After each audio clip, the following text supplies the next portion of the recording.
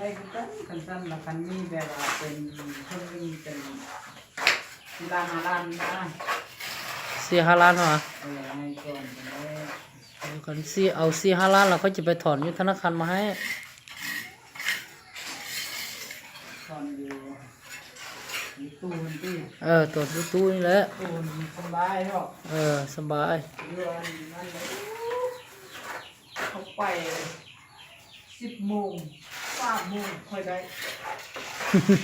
ยกบ่ได้ที่ธนาคารนี้มันเดี๋ยวนี้มันถอนยากเลยนะแม่นล่ะคันเฮาไปเซ็นลายเซ็นเฮาบ่คือตัวเก่าเขาบ่เฮ้ยก็ แม่นล่ะ แล้วใส่บัตรประจำตัวได้ใส่บัตรอันสมุนครัวได้ก็เดี๋ยวนอเจียวเดี๋ยวนอเลยเดี๋ยวเลยประมาณนี้เอาเป็นอีนึงก็ตื่นหูตื่นได้น้อยเจียวเจียว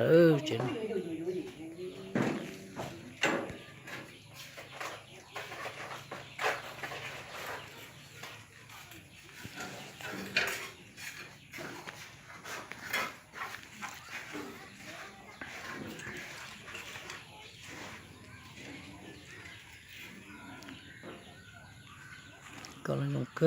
เราตาจะลงบ่งเชื่อบ่งเลยออนหูเต็มหูเดี๋ยวที่รู้เจ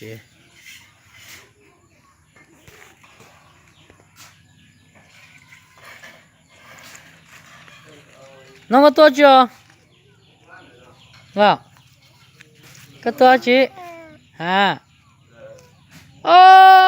ไม่หมดน่าจะสิแต่เนี่ยเท่าโอ้ว้าแล้วที่ตื่นสายได้จะสิตัวแต่เนี่ยล่ะก็เอาจะผ่าล่ะมันดีเตะฮะมันดีเตะฮะก็เอาจะผ่า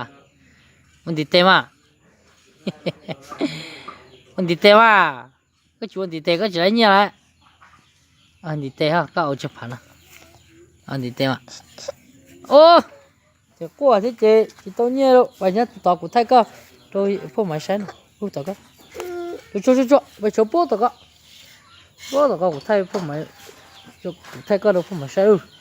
จะไทยเราเสียลูกเตี้ยลูกลูกอะไรนอตาลูกนี่นกขันใจตาลูกนี่ดอกนกขันใจตาเนาะชัวร์ชันเนาะสุดเลยนอจีนมันนอนนู่นนอนแล้วก็ที่จีเสียตาเนาะนี่